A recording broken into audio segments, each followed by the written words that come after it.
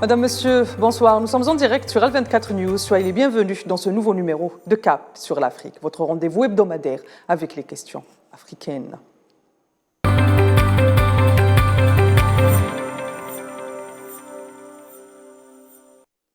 C'est sous les traits d'un conte de griot que s'est écrite l'histoire de la République démocratique du Congo. D'abord, une colonisation sauvage où traite humaine rime avec intérêt économique de la puissance coloniale.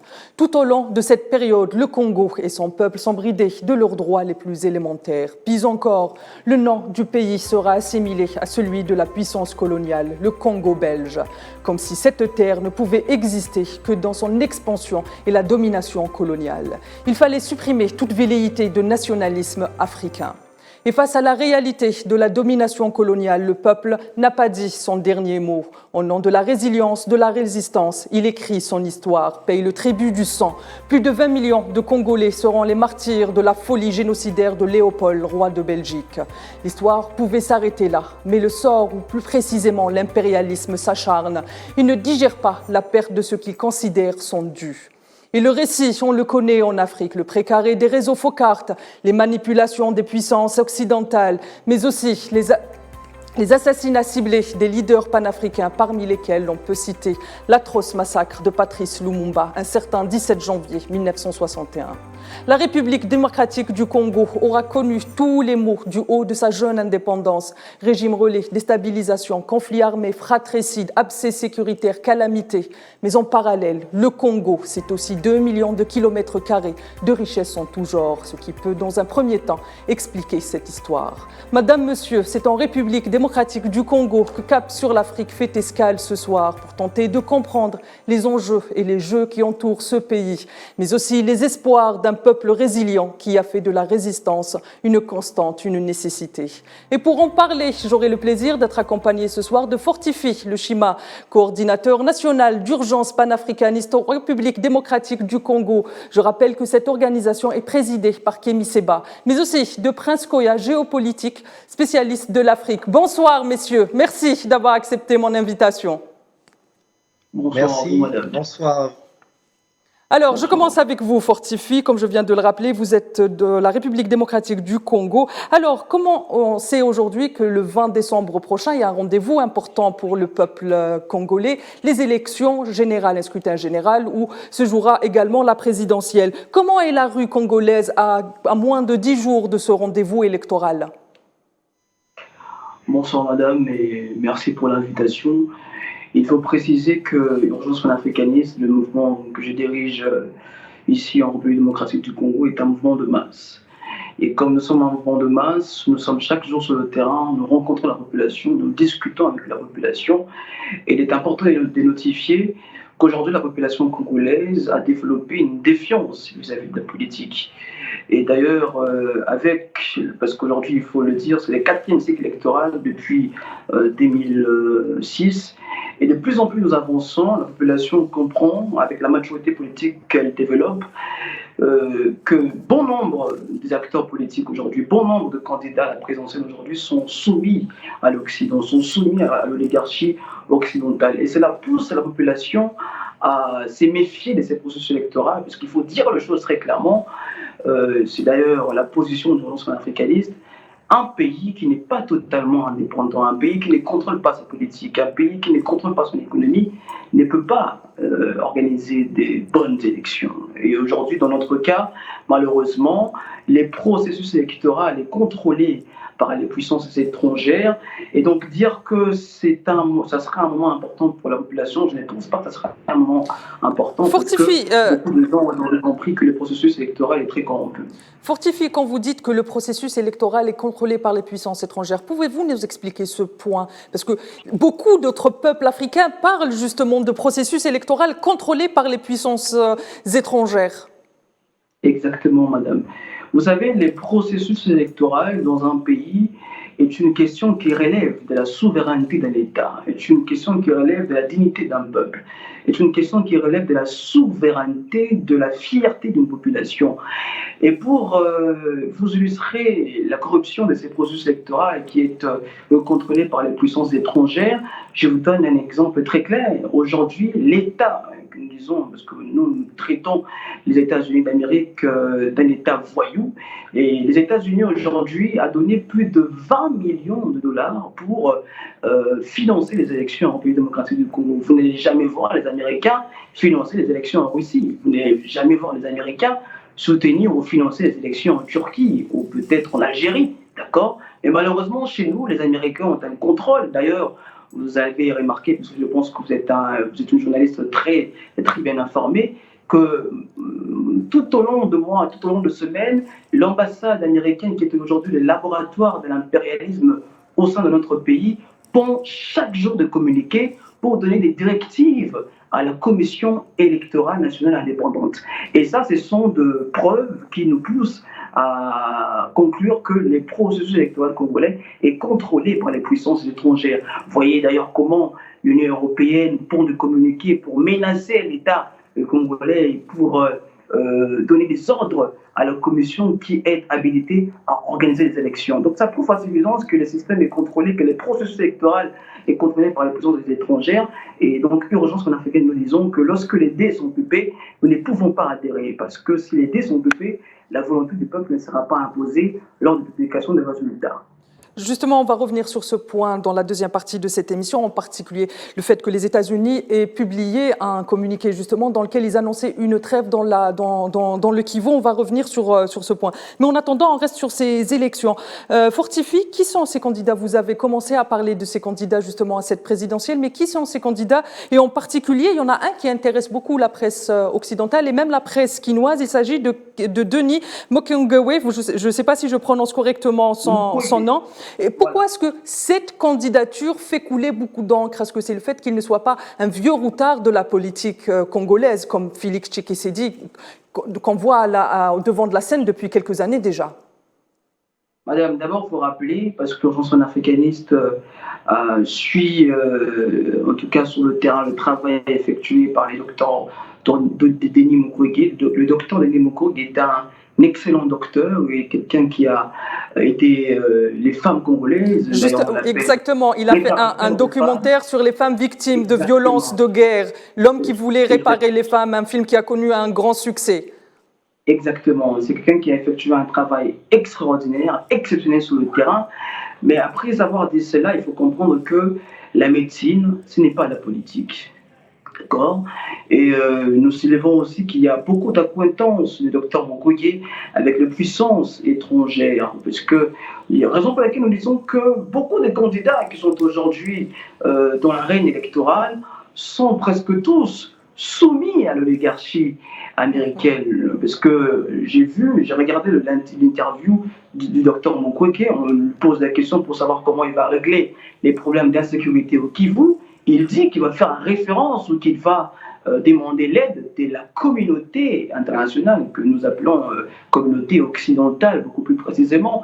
Donc, le docteur Mukwege est un excellent docteur, est quelqu'un qui a effectué un travail exceptionnel, extraordinaire sur le terrain, mais la médecine, ce n'est pas de la politique. Et je pense aussi qu'il n'a pas une idéologie politique qui est en conformité avec les enjeux qui entourent notre pays, parce que je pense aussi, il faut dire les choses très clairement, que le docteur Mukwege est une personne animée de bonnes intentions, animée d'une bonne volonté, mais la volonté en politique ne suffit pas. D'ailleurs, j'ai toujours cette tendance à comparer la politique à une voiture. Si la politique est une voiture, la volonté c'est le carburant, mais le carburant n'est pas le seul élément qui permet à une voiture de fonctionner. Il faut aussi avoir le volant. Les volants, c'est la vision politique que vous devez porter. Et le Congo a besoin d'un dirigeant panafricaniste, d'un dirigeant souverainiste. Malheureusement, le docteur Mukwege ne répond pas à ces critères. Très bien, donc on peut dire qu'aujourd'hui, le peuple du Congo, de la République démocratique du Congo, aspire ou s'attend à plus de souveraineté. Justement, on parle dans la presse quinoise d'une scène politique du pays qui est complètement fragmentée. Quel commentaire faites-vous quand on parle de scène politique fragmentée, Fortify ?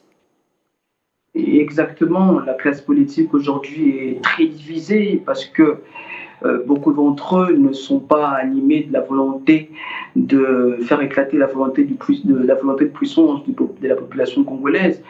Écoutez, madame, lorsque vous suivez les débats politiques, lorsque vous suivez les débats publics congolais, vous avez très clairement remarqué que le débat n'est pas axé sur les projets des sociétés, que le débat n'est pas axé sur les propositions d'accords qui peuvent conduire notre population à l'élévation et à la souveraineté telle que le Mumba le voulait en 1960. Malheureusement, la classe politique congolaise est toujours dans les attaques ad hominem. La classe politique congolaise n'arrive pas à cerner, à comprendre dans sa profondeur les enjeux politiques et les enjeux géostratégiques. La raison pour laquelle on parle de division, parce qu'en réalité, il y a des intérêts de chaque parti politique qui sont très divergents aux autres, raison pour laquelle nous disons que la classe politique congolaise n'est pas prête à diriger le pays et la classe politique congolaise n'arrive pas à bien comprendre les enjeux géopolitiques et géostratégiques qui entourent notre nation.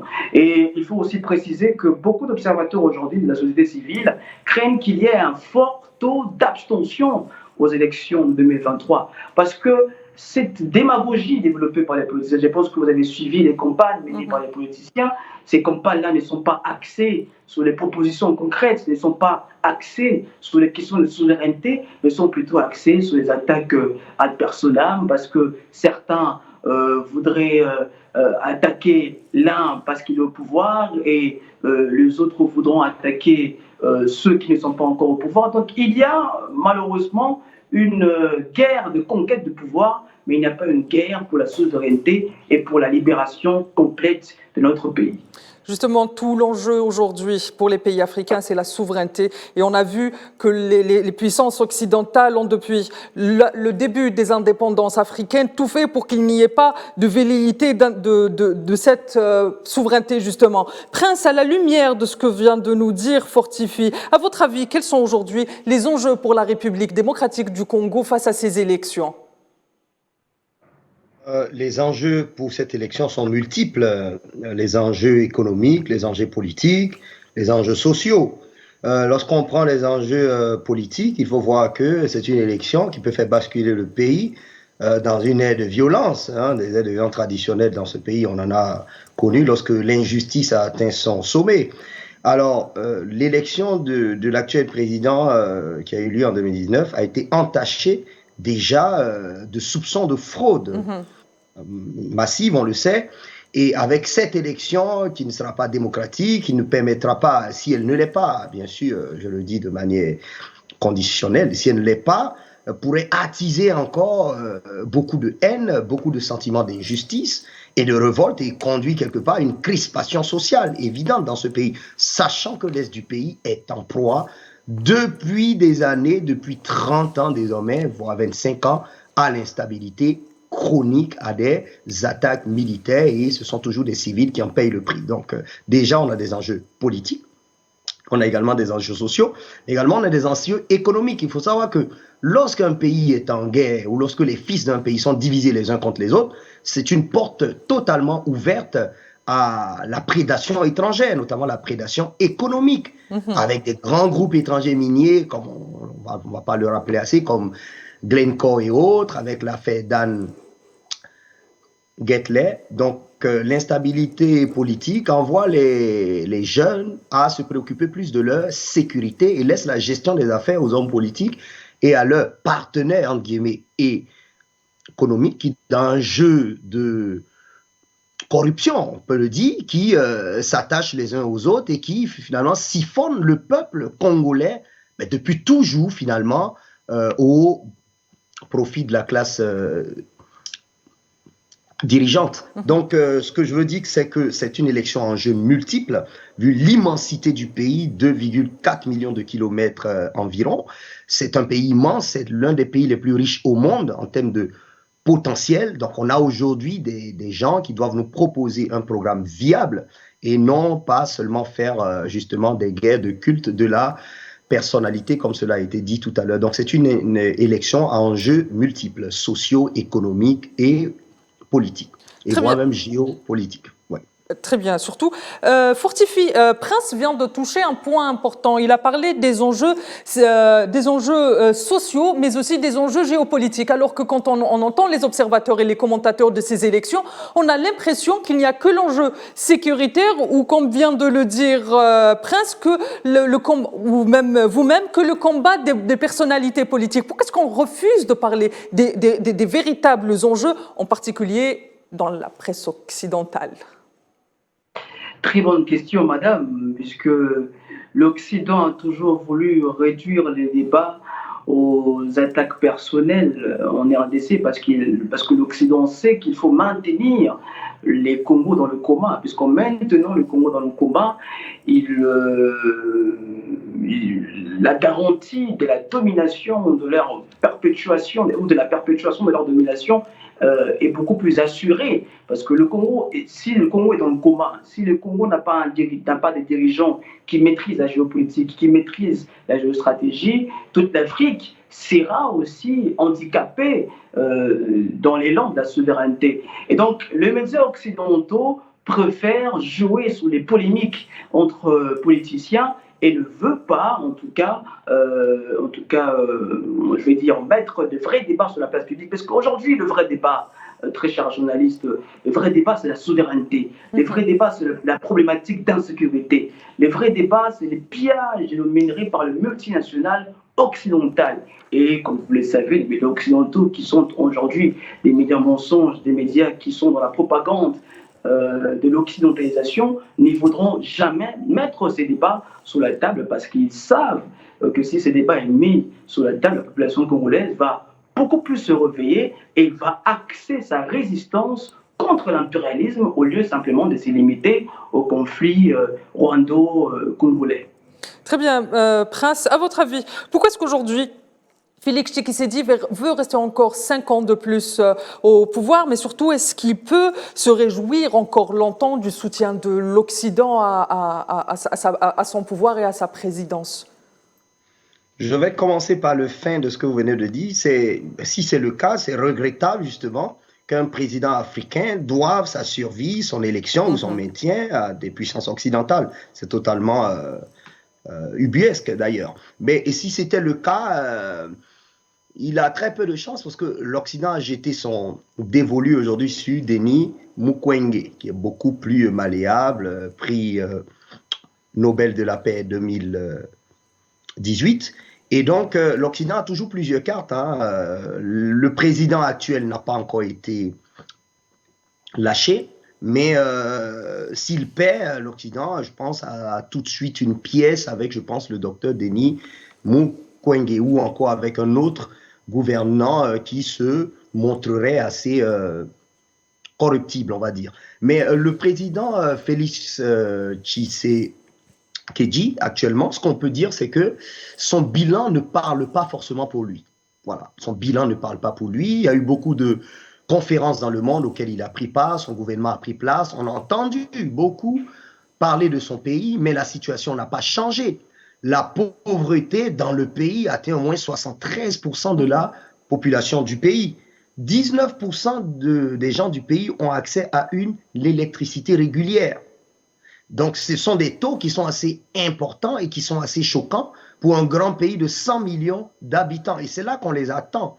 Et la question souveraine a été soulevée également. Est-ce que le Congo a travaillé depuis ces 5 années, a abouti ne serait-ce qu'à un petit pan de souveraineté militaire, économique, sociale? J'en doute fort. Pour un grand pays, on appelle encore des puissances étrangères pour venir encore protéger l'Est du pays.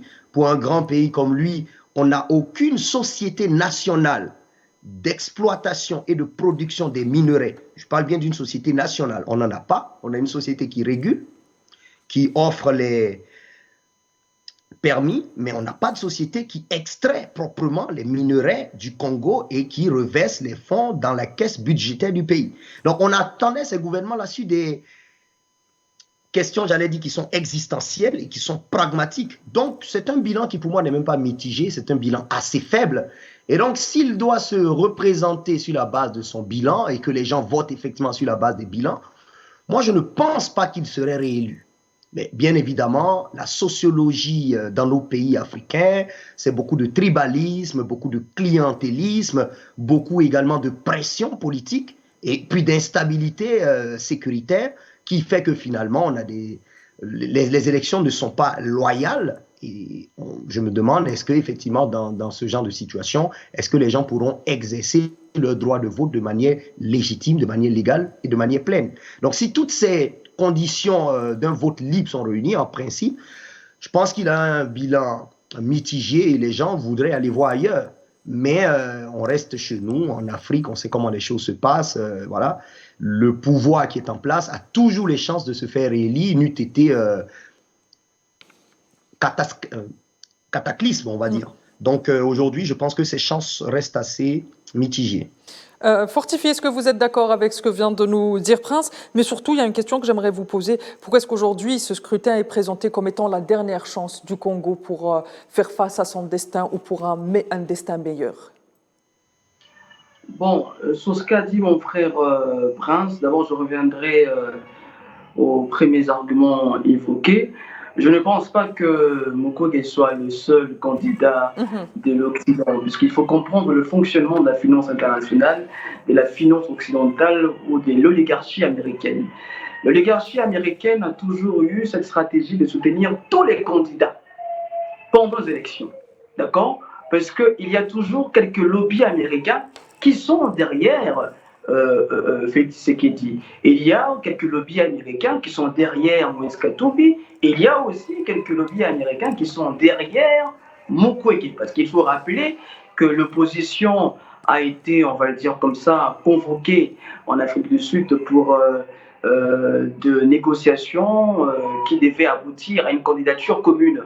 Et ces pourparlers ont été organisés par la fondation Kofi Annan. Cette fondation est une fondation qui est soutenue par le milliardaire George Soros, qui est très proche de la finance internationale, qui est très proche de l'oligarchie américaine. Donc je pense que l'Occident a toujours soutenu tous les candidats en vue pour que, même si l'un ou l'autre perd, qu'il soit toujours gagnant après les publications de résultats. Donc il faut faire très attention sur les étiquettes qu'on donne à chaque candidat. Moi, je pense que tous se sont soumis à l'Occident, même si Fachi, qui est de plus en plus désavoué. Bon, quand je dis Fachi, c'est le président actuel, Félix Antoine Tshisekedi. Il est de plus en plus désavoué, il est de plus en plus rejeté par l'Occident. Et alors, c'est dans le temps, il essaye de jouer par l'africanisme, mais ça reste quand même quelqu'un de très soumis intellectuellement, moralement, politiquement à l'Occident. Alors, maintenant, dire que ces élections est considérée comme la dernière chance de notre pays. Je ne pense pas, mais je pense qu'il y a beaucoup plus une vision, une perception révolutionnaire au sein de la population. Parce que si vous discutez avec le peuple, si vous discutez avec les masses populaires, elles vous disent très clairement qu'ils n'ont pas envie de voter, qu'ils n'ont même pas envie d'aller aux élections, parce qu'ils ont tellement entendu de démagogie pendant cette période électorale qu'elles ont développé, comme je vous ai dit lorsque j'ai pris la parole, une défiance vis-à-vis de la politique. Alors je pense que la population songe à la révolution, mais les élections, en tout cas je pense que ça ne les intéresse pas forcément. Parce qu'il faut comprendre que nous avons traversé plus de 3 cycles électoraux et la population n'a jamais vu sa voix être réellement mise au devant de la scène. La population a remarqué que pendant tous ces cycles électoraux, les candidats que la population a souvent plébiscités n'ont jamais été réellement élus. Donc, comme les processus sont corrompus, comme les dés sont pipés, la population n'attend vraiment rien de ces élections. Elle songe plutôt à trouver de voix comme au Sahel, à trouver de voix comme au Niger, à trouver de voix comme au Burkina Faso pour une autodétermination ou une élévation beaucoup plus avancée. Très bien. Mais comme on le sait, on va tous être d'accord ici ce soir, j'ai l'impression, pour comprendre le présent de la République démocratique du Congo ou de n'importe quel pays. D'ailleurs, il faut comprendre son histoire. Et j'aimerais que ce soir aussi, on se penche sur cette histoire de la République démocratique du Congo. On a l'impression que depuis la nuit des temps, la République démocratique du Congo est au cœur des enjeux de la région, au cœur des enjeux de l'Afrique. Elle aura scellé avec elle l'histoire de l'Afrique tout entière. Et pour en parler, Madame, Monsieur, je vous retrouve dans un instant après cette courte page publicitaire.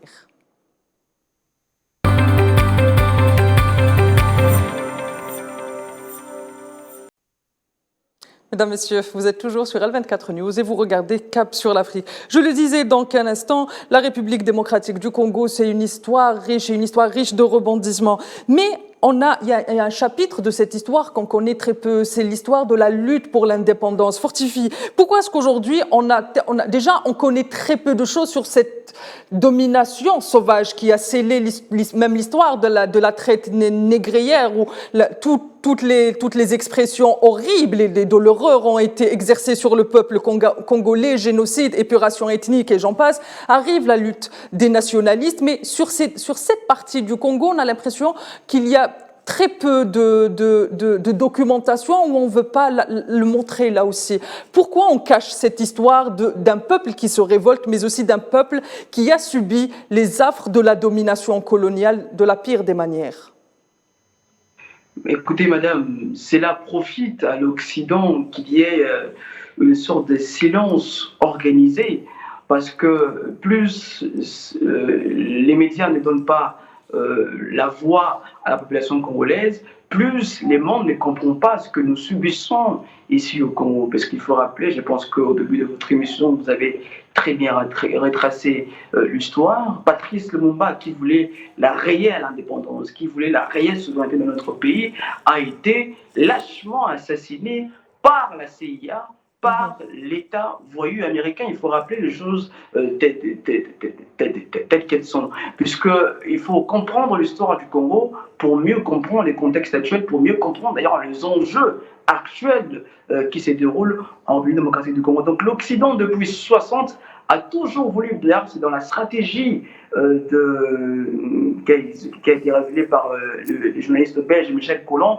ce qu'il appelle la stratégie de la stratégie de manipulation, de toujours cacher l'histoire, de toujours cacher les intérêts économiques qui sont liés à une guerre pour pouvoir mieux tromper et berner l'humanité, pour bien berner l'opinion publique. Donc ça profite à l'Occident qu'il n'y ait pas assez de voix, qu'il n'y ait pas assez d'images, qu'il n'y ait pas assez de documentation sur notre pays, mais comme le disons, une africaniste, l'histoire, et d'ailleurs c'est Patrice Lumumba qui le disait, l'histoire de notre pays sera écrite ici, ça ne sera pas écrit à Washington, ça ne sera pas écrit à Bruxelles, ça ne sera pas écrit à Paris, et chaque jour les Congolais essayent eux-mêmes de rédiger leur propre récit et de faire éclater leur volonté de puissance. Je pense qu'il y a une évolution aujourd'hui, les gens se réveillent, il y a un éveil de conscience et les gens comprennent de plus en plus que l'Occident veut étouffer l'Afrique, étouffer le Congo parce qu'il sait qu'en étouffant le Congo, il étouffe toute l'Afrique. Très bien. Prince, Fortifie vient de parler de cet autre événement tragique qu'a connu la République démocratique du Congo, l'assassinat du père du panafricanisme, mais aussi du père de l'indépendance du Congo. Cet assassinat, ce lâche assassinat n'a pas mis à mal le Congo seulement, mais il a mis à mal tout le continent africain. Qu'en pensez-vous ? Oui, bien évidemment, Patrice Lumumba faisait partie des pères africains au début des années 1960. Il faut rappeler effectivement qu'il a été éliminé des renseignements qu'on a eus par une cabale tripartite américano-belgo-congolaise, puisqu'il y a des acteurs congolais qui étaient impliqués, notamment Mobutu, il y a eu les Belges qui étaient impliqués, et puis effectivement la CIA. Et justement, le militaire belge qui a participé à cet assassinat a gardé la relique là-dedans de Patrice Lumumba. Qui a été présenté récemment. Donc effectivement, il ne faut pas oublier que la Belgique était impliquée, la CIA également, et puis les Congolais. Tout ce qu'il a dit tout à l'heure, c'est totalement exact, donc je ne vais pas revenir là-dessus. Il ne faut pas oublier les facteurs endogènes également de l'influence occidentale chez nous. Il faut toujours bien qu'il se trouve quelqu'un qui ouvre la porte grandement au monde occidental pour que le monde occidental y entre. Et là, en 1965, c'était Mobutu qui l'a fait. Donc effectivement, c'est une balle qui a été tirée dans le pied donc, de tous les résistants africains, parce que Lumumba faisait partie donc, de la première guerre donc, de la résistance africaine, qui a été malheureusement éliminée pour nous et par la suite. Donc après lui, beaucoup d'autres vont subir le même sort. On a vu Ruben Nyombe, on a vu beaucoup d'autres présidents africains qui ont été enlevés de leur trône parce que hostiles finalement à l'hégémonie occidentale. Alors, ce que je peux dire finalement, c'est que l'Occident n'a jamais laissé les pays africains, n'a jamais abandonné les pays africains. Il y a eu donc cette forme de domination post-coloniale, cette subtile, mais toujours existante, avec les leviers politiques, les leviers financiers, les leviers économiques, mais les leviers liés également à l'investissement à travers les sociétés transnationales.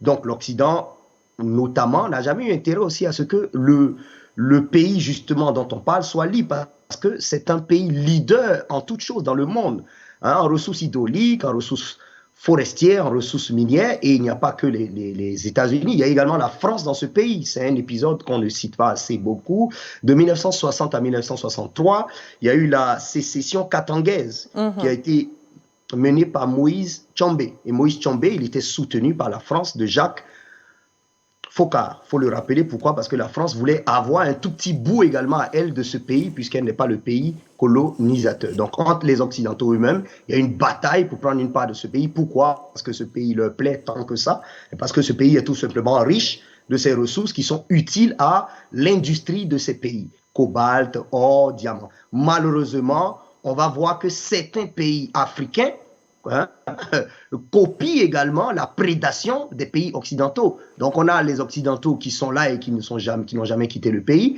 On a des pays aujourd'hui africains qui se lancent également dans le pillage d'un pays frère. Et donc ça, ce sont des choses également qu'on ne peut pas comprendre quand on a ce pays-là qui a été exploité depuis longtemps. Mais oui, effectivement, Lumumba a été une grande perte pour tous les pays africains. Prince, je reste avec vous et on reste sur justement le règne de Mobutu, un règne sans partage durant 30 ans. Mobutu qui a changé le pays de la République démocratique du Congo au Zaïre.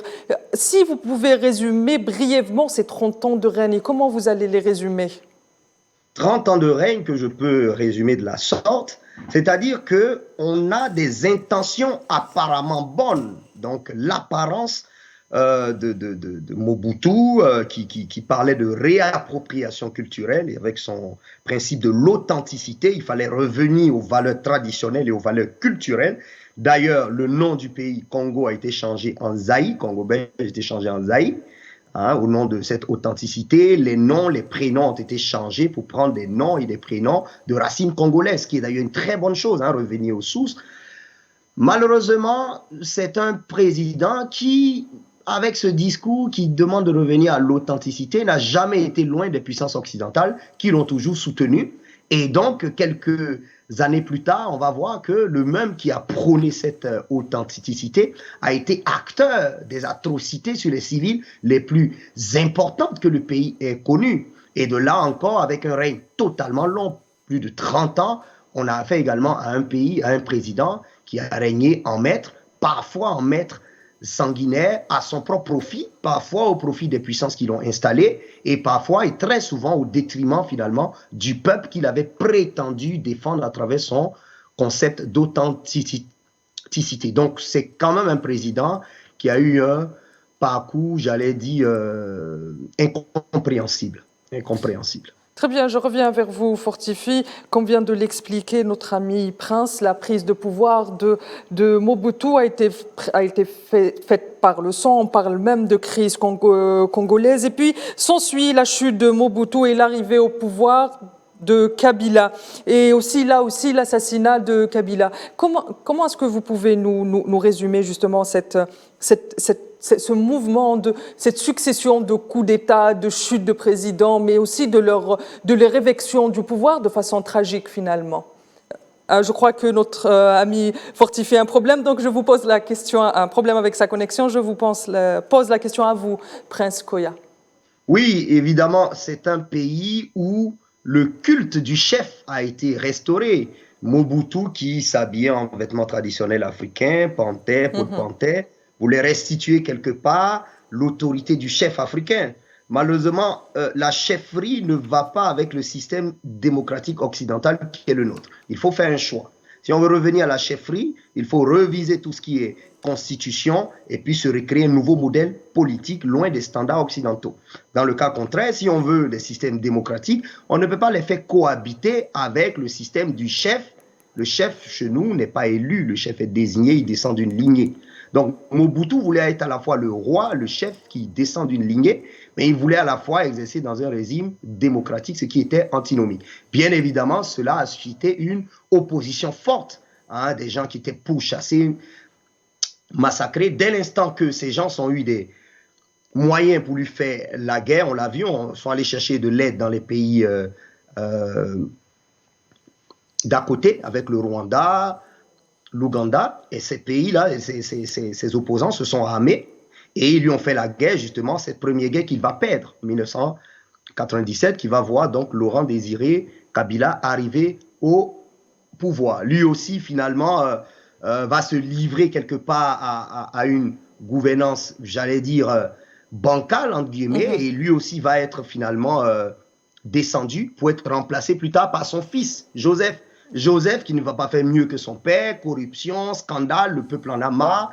L'élection en 2019 arrive, il est père parce que le peuple est découragé, on a envie de changer.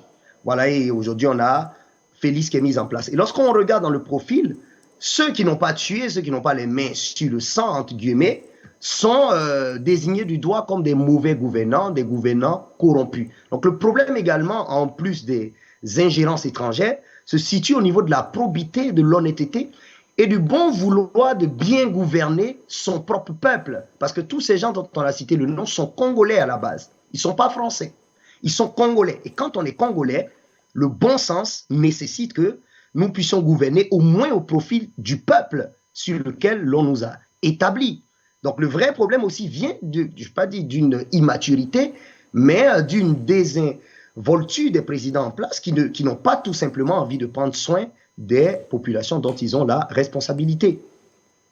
Très bien, Fortifi, à la lumière de ce qu'on vient de dire et de ce point historique, je voudrais votre avis sur un point que les observateurs occidentaux rappellent toujours quand il est question de la République démocratique. On dit souvent de la République démocratique du Congo, ces crises successives, ces crises politiques successives ne sont dues qu'au manque de légitimité au pouvoir. Mais oublions de citer les enjeux économiques, là encore une fois, oublions de citer les enjeux même pour le peuple congolais ou encore même l'influence de leurs propres États et leurs tentatives de déstabiliser le pays à tout prix. Pourquoi est-ce qu'on refuse là encore une fois, de remettre l'histoire et la marche de l'histoire dans son contexte naturel? Vous savez, madame, la malice du diable, c'est d'éprouver ou de faire croire aux humains qui n'existent pas. Et c'est ce que l'Occident tente de faire à chaque fois qu'il parle de la situation congolaise. Vous savez, moi, j'aimerais quand même prendre d'abord le point, puisque mon frère a très bien retracer l'histoire et il fait très bien de rappeler qu'il y a aussi une responsabilité endogène, d'accord? Parce qu'on dit toujours qu'une civilisation n'est détruite par l'extérieur que si elle est rongée de l'intérieur. C'est un fait qu'il faut rappeler. Mais il faut comprendre que depuis 1885, le Congo est au centre des enjeux mondiaux, d'accord? L'Occident qui s'est répartissé l'Afrique en 1885 a considéré le Congo comme sa bijouterie. D'accord? L'Occident pense qu'elle peut rester puissante qu'en ayant la main mise sur les richesses du Congo. C'est les plans depuis 1885 et ça, ils n'en parlent presque jamais et ils veulent simplement réduire le problème du Congo à la crise de légitimité, au conflit africain, etc. Cela n'est pas le réel débat. Puisque si c'était simplement cela, il n'allait pas assassiner Patrice Emery Lumumba. Si c'était simplement cela, il n'allait pas occasionner la crise que nous vivons aujourd'hui au Kivu. D'ailleurs, vous faites bien de mettre un point historique dans cette émission parce que, d'ailleurs, je pense que vous allez me permettre de retracer l'histoire pour que les gens puissent très bien comprendre ce qui se passe aujourd'hui au Kivu, parce que ce qui se passe au Kivu, madame, ce qui se passe à l'est de notre pays, c'est la résultante d'un plan global de l'OTAN. Puisque après l'effondrement du mur de Berlin, après la chute de l'Empire soviétique, les Occidentaux se sont réunis à Bruxelles dans une réunion à l'OTAN, pardon. Et ce que je dis aujourd'hui, ce que je dis maintenant, ce ne sont pas des choses que j'invente. Vous pouvez vérifier cela dans le livre de Charles Nana, Holocauste au Congo. Vous pouvez le vérifier dans le livre de Pierre Péan, Carnage, qu'il a écrit sur la région des Grands Lacs. Vous pouvez aussi le vérifier dans les livres que notre très cher frère Patrick Mbeko a écrit. Donc, après la chute du mur de Berlin, les États-Unis, devenus superpuissance sur la scène internationale, a voulu préserver sa superpuissance. Mais comment faire pour préserver sa superpuissance? Et là, c'est le colonel Luc Marshall qui le dit, c'est un colonel belge, il le dit après la réunion, il fallait mettre la main mise sur les richesses du Congo, mettre la main mise sur les richesses de l'Afrique centrale.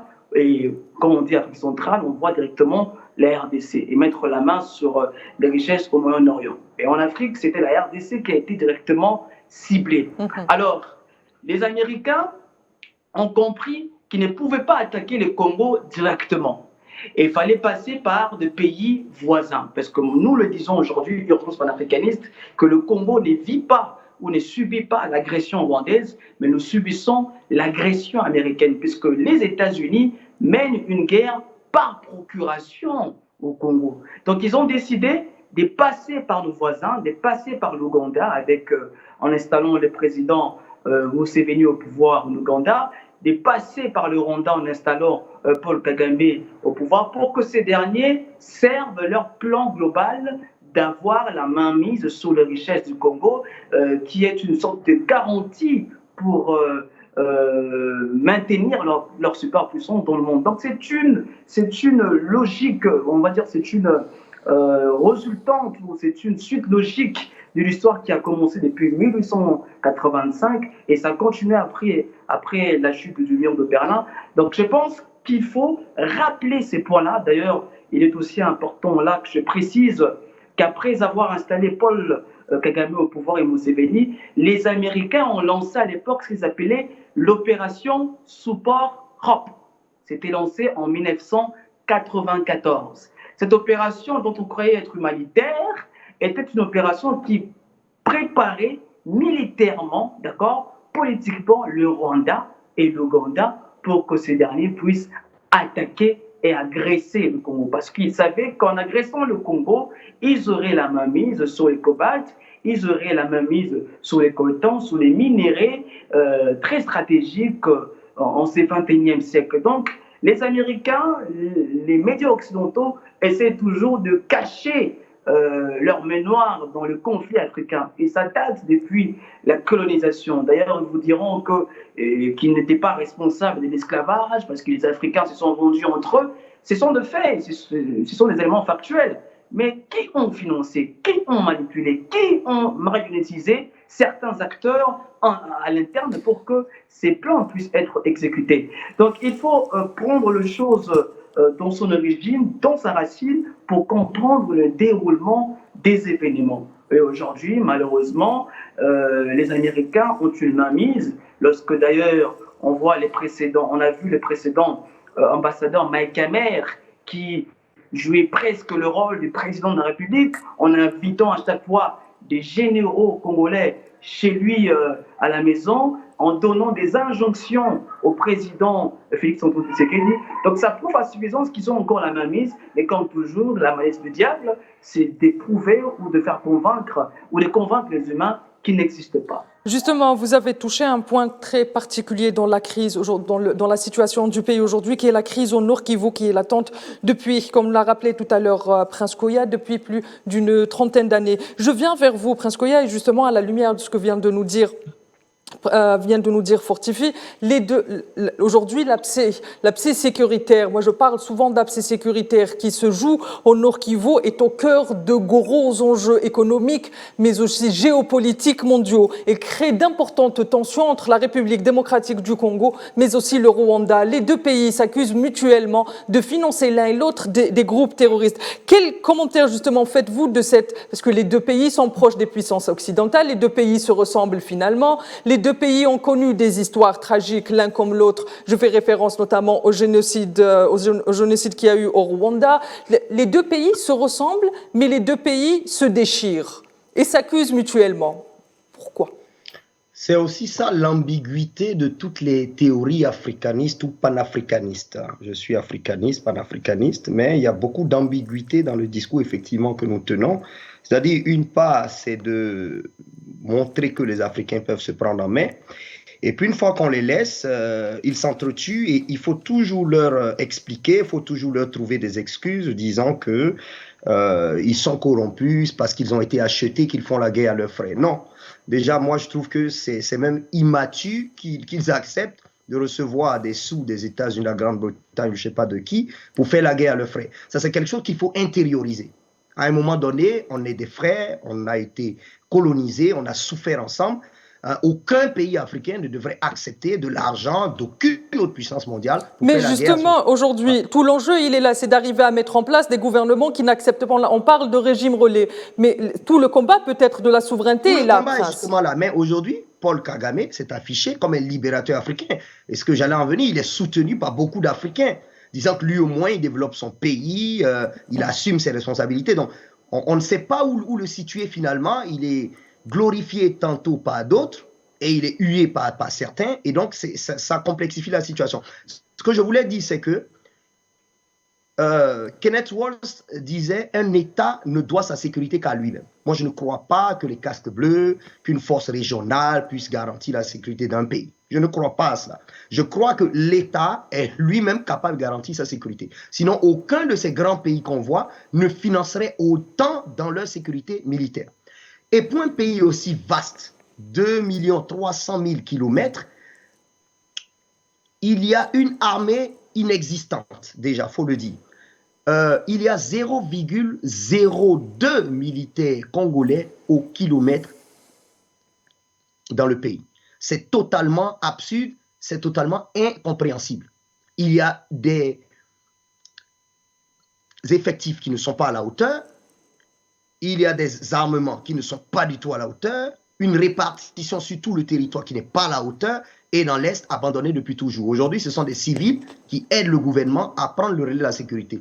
Alors, je ne dis pas qu'il n'y a pas d'attaque étrangère, je ne dis pas que les voisins ne font pas la guerre, mais le Congo aurait dû se construire sa souveraineté militaire depuis longtemps, contre vents et marées. Tant que les militaires, la police, la gendarmerie, les routes, les infrastructures d'accès à l'Est ne sont pas totalement dominés par le gouvernement central et que cela est laissé aux gouverneurs qui sont sur place, ben, les gens seront livrés à eux-mêmes dans ces territoires, il faut le rappeler, qui sont très, très, très vastes. Ben, évidemment, les sociétés multinationales vont employer des militaires privés, parce qu'il y a des sociétés militaires privées dans la zone. Les gouvernements étrangers du Rwanda, de l'Ouganda vont toujours faire ce qu'ils font. Et puis, chacun viendra prendre ce qu'il a à prendre dans son pays. Donc, je ne veux pas m'attarder sur les pays étrangers. Moi, j'estime que le Congo doit apporter une réponse militaire robuste, structurée, préparée, qui prendra 1 an, 2 ans, 3 ans, voire 4, 5 ans, mais une réponse militaire qui est obligatoire. Dans le cas contraire, c'est un pays qui continuera d'être tout simplement siphonné. Très bien. Fortifi, je reviens vers vous et vous allez avoir le mot de la fin et je vous préviens, il y a une tradition en Cap sur l'Afrique. On doit toujours finir notre émission sur un point positif. À la lumière de ce que vient de nous dire Prince Koya et à la lumière des analyses que vous avez faites tout au long de cette émission, est-ce qu'on peut espérer aujourd'hui une paix au Nord Kivu ? Surtout, ou du moins un quid sur le départ de la MINUSCO, un quid sur la situation sécuritaire dans cette région ? Exactement, madame, on peut toujours espérer parce que il y a beaucoup de nos frères qui sont très actifs sur le terrain, puisque Nous avons parlé de l'agression américaine, mais nous n'avons pas parlé des patriotes congolais qui se battent aujourd'hui contre les armées étrangères. J'ai mentionné là et je passe la paix à nos frères que nous appelons Wazalendo. Des Wazalendo sont des patriotes congolais aujourd'hui, des résistants qui se battent avec leurs propres moyens contre l'agression étrangère. Malheureusement, cela n'est pas très médiatisé, mais il y a des Congolais qui résistent. Mais malheureusement, il faut aussi dire qu'il y a toujours une dichotomie ou une divergence de vue entre la classe dirigeante et les masses populaires. Puisqu'il faut rappeler ici que les masses populaires congolaises sont très résistantes. Rappelez-vous, les 2 août 1998, il y a eu ici, dans la capitale, des Congolais qui se sont levés pour se battre avec leurs propres armes contre l'agression américano-rwandaise. C'est important de rappeler ces points. Il ne faut pas simplement donner l'image que les Congolais sont endormis, qu'il y a une faible compréhension des enjeux à l'intérieur. Il y a les masses qui sont très, très actives sur le terrain. Et d'ailleurs, c'est grâce à nos activités, à nos actions urgence panafricaniste et d'autres mouvements citoyens que nous avons poussé les autorités congolaises à demander, à exiger les départs de la MONUSCO, à exiger les départs de la force régionale est-africaine. Donc, il y a des actions qui sont menées par le terrain, mais malheureusement, les dirigeants qui sont les nôtres n'arrivent pas, comme je viens de le dire, à comprendre les enjeux, mais la population reste confiante, la population reste résistante, la population continue à perpétuer le combat de Patrice Emery Lumumba, le combat de Simon Kimbangu, le combat de Kimpa Vita, le combat de Pierre Moulélé, et c'est dans cette logique-là que nous nous situons avec Urgence panafricaniste RDC. Très bien, merci Fortifi. Merci également à Prince Koya de m'avoir accompagné tout au long de cette émission. Madame, Monsieur, c'est sur cette note positive et comme à l'accoutumée que s'achève Cap sur l'Afrique. Il ne nous reste plus qu'à souhaiter au peuple du Congo de filer comme file le fleuve du Congo. Excellente suite des programmes sur A24 News.